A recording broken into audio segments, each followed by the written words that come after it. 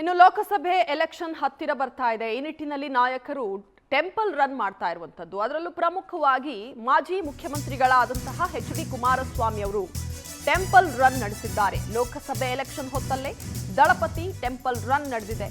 ಗೆಲುವಿಗಾಗಿ ದೇವರ ಮೊರೆ ಹೋಗಿದ್ದಾರೆ ಮಾಜಿ ಮುಖ್ಯಮಂತ್ರಿ ಎಚ್.ಡಿ. ಕುಮಾರಸ್ವಾಮಿ ಅವರು. ತಮಿಳುನಾಡಿನ ಮಧುರೈ ಮೀನಾಕ್ಷಿ ದೇವಾಲಯಕ್ಕೆ ಭೇಟಿ ಕೊಟ್ಟಿದ್ದಾರೆ. ಮಧುರೈ ಮೀನಾಕ್ಷಿ ದೇವರ ಆಶೀರ್ವಾದವನ್ನ ಪಡ್ಕೊಂಡಿದ್ದಾರೆ ಎಚ್.ಡಿ. ಕುಮಾರಸ್ವಾಮಿ ಅವರು. ಬೆಳಗ್ಗೆ 5:15ಕ್ಕೆ ಮಧುರೈ ಮೀನಾಕ್ಷಿ ದೇವರ ದರ್ಶನವನ್ನ ಪಡೆದುಕೊಂಡಿದ್ದಾರೆ. ಈ ಮೂಲಕ ಅಧಿಕೃತ ಪ್ರಚಾರವನ್ನ ಆರಂಭಿಸಿದ್ದಾರೆ ಮಾಜಿ ಸಿಎಂ ಕುಮಾರಸ್ವಾಮಿ.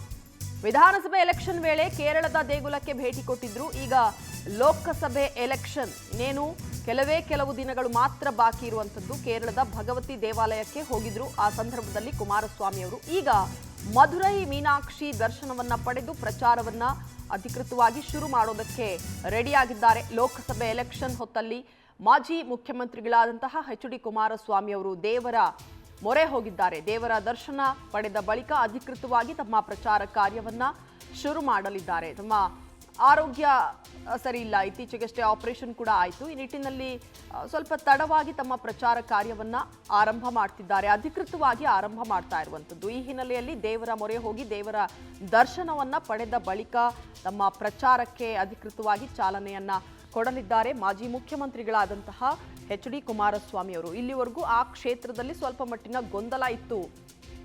ಈಗ ಆ ಗೊಂದಲ ಎಲ್ಲ ಬಗೆಹರಿದ ಹಿನ್ನೆಲೆಯಲ್ಲಿ ದೇವರ ಮೊರೆ ಹೋಗಿದ್ದಾರೆ. ಆ ನಂತರದಲ್ಲಿ ತಮ್ಮ ಕ್ಷೇತ್ರದಲ್ಲಿ ಭರ್ಜರಿ ಪ್ರಚಾರವನ್ನ ಕೈಗೊಳ್ಳಲಿದ್ದಾರೆ ಮಾಜಿ ಮುಖ್ಯಮಂತ್ರಿ ಎಚ್.ಡಿ. ಕುಮಾರಸ್ವಾಮಿ.